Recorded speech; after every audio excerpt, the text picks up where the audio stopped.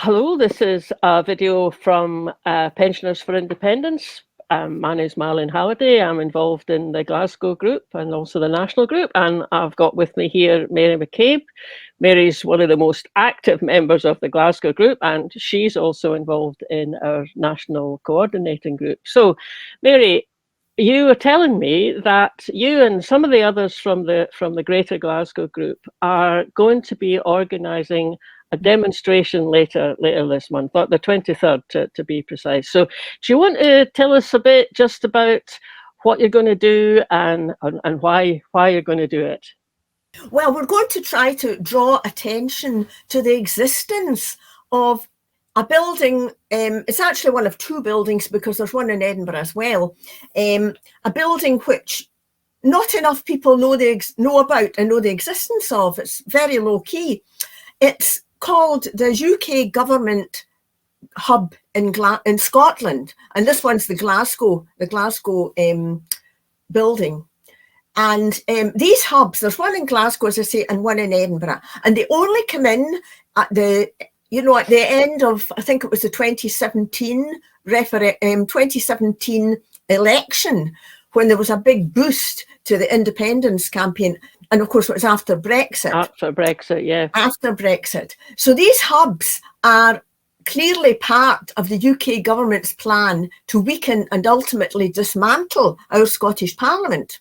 If we go back a bit, when Labour first set up the Scottish Parliament, Scotland had been, maybe you can remember this, a one-party state under Labour forever and a day. Yeah. They weighed the Labour votes. Yep. And Labour, of course, thought it would always go on like that. So giving us devolution, giving us a devolved government, killed two birds with one stone for them. In the first place, they thought that would kick the legs away from the independence movement. People would be happy with devolution. As George Robertson, who was the Secretary of State for Scotland at that time, said, devolution will kill the SNP stone dead. Well, you know, that worked well, didn't it, George? Anyway, that was one plan. The other plan was that since Scotland was a Labour fiefdom, during the long periods when the Tories took over at the UK level, Labour would still have its wee fiefdom there in Scotland to run and control and ever. Yeah. And that's cunning, that was, wasn't it? That was cunning. Unfortunately for Labour, they didn't quite realise that a large part of what was holding Scotland back from going for independence was lack of confidence that we could actually run our own country. We'd never really done anything above local government, and people genuinely thought we'd fight among ourselves. The old too wee, too poor, too stupid thing and everything. We'd never tried running a parliament. When we got the parliament in, and we saw that we ran it quite competently, whether it was under the Labour Liberal coalition or under the SNP, the urge for independence grew stronger because people realised, hey, we can actually do this. So now the Tories are in, and Plan B is coming into, it's not really Plan B, it's Plan A under different circumstances. When Labour was in, the idea was that the Scottish office and the Secretary of State for Scotland's post would wither away, and in fact it did for a while. For a while, the post of Secretary of State for Scotland was tacked on to an individual who had something more important to do, like defence or even transport, and the Scottish office kind of dwindled away in staff. Now, with the Tories in, they want to get rid of our Parliament, and the best way to do that is to strengthen the Scottish office. They do it in various ways, but these hubs are part of it. Yeah. And the other thing about these hubs is they're very, very low key. I mean, the one in Edinburgh is employing 3,000 civil servants, accountable only to London. The Glasgow ones got 2,500, accountable only to London. They could have done a bit media circusing. Look at all the civil service jobs you're bringing to Scotland, but they didn't.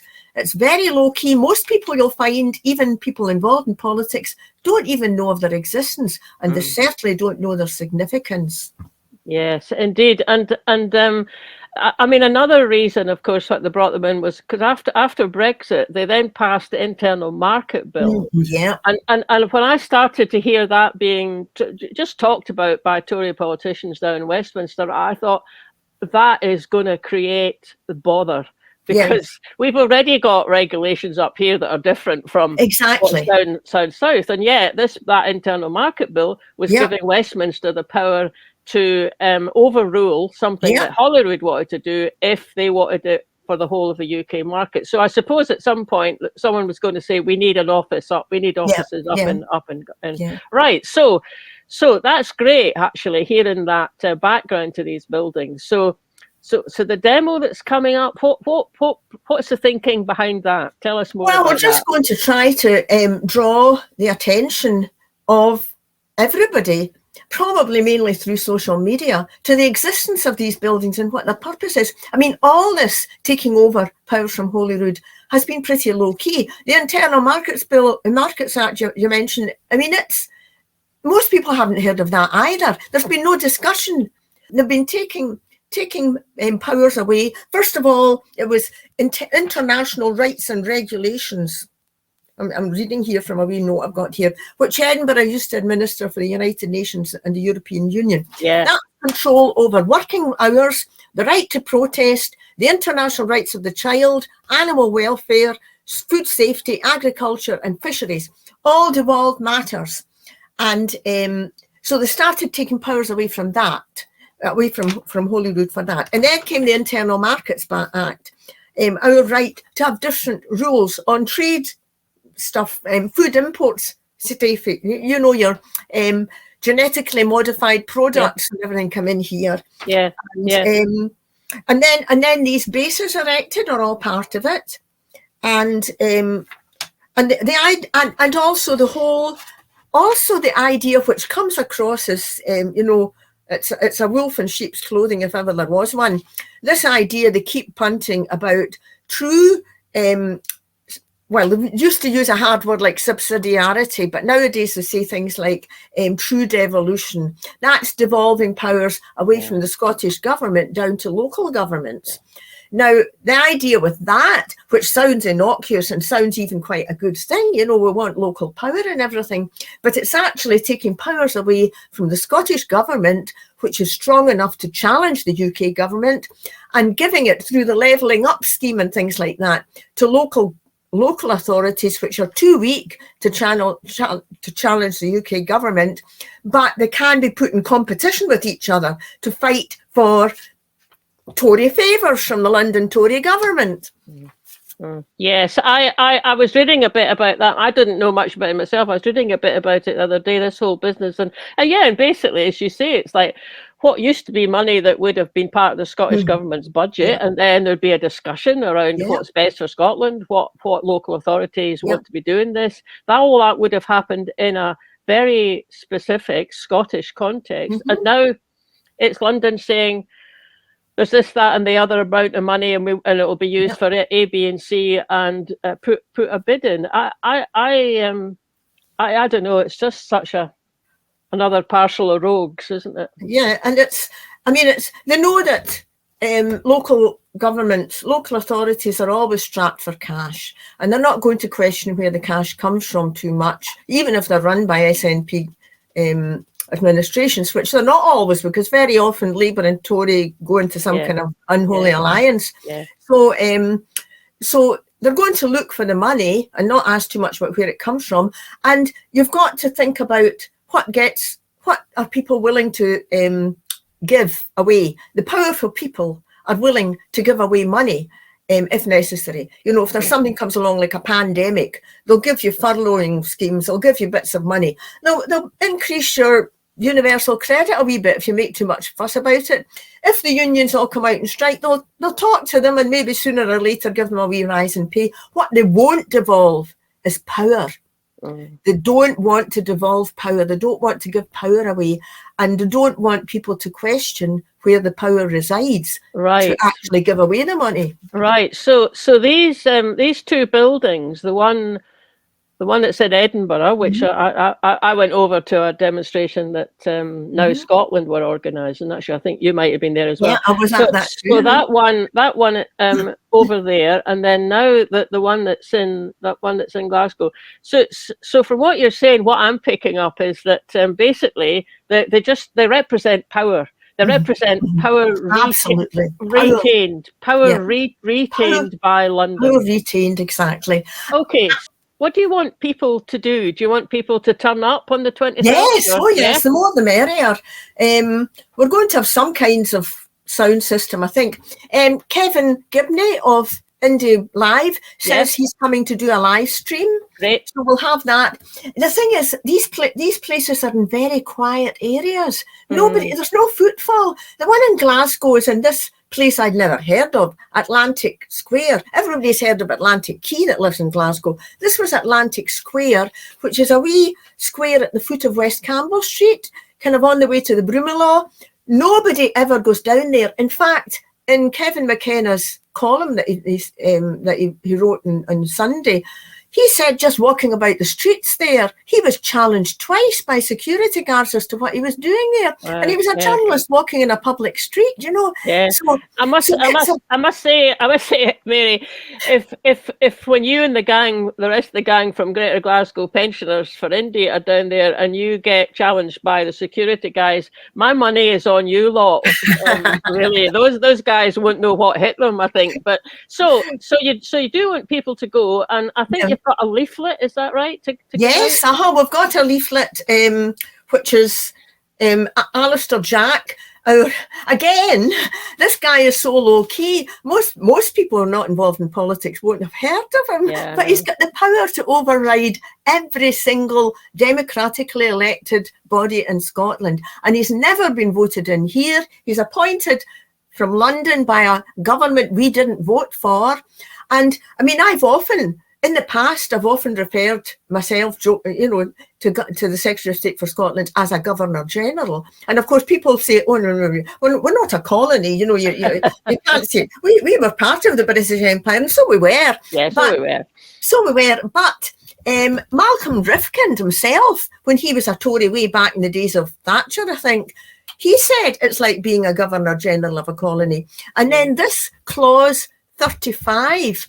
Which is the clause that Alistair Jack is now using to crush the gender reform bill, which was 6 years in the making through the Holyrood Parliament. Yeah. He's now just saying no to that, and he's used clause 35. Michael Ancram, who was another Tory, I can't quite remember what his job was, but anyway, he was a Tory.